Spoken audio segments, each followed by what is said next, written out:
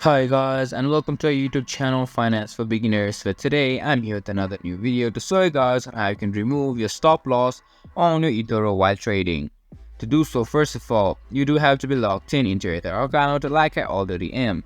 After logging into your account, simply go on to your portfolio. And on the portfolio, if you want to sort any of your assets, simply go into the sort option and click on it.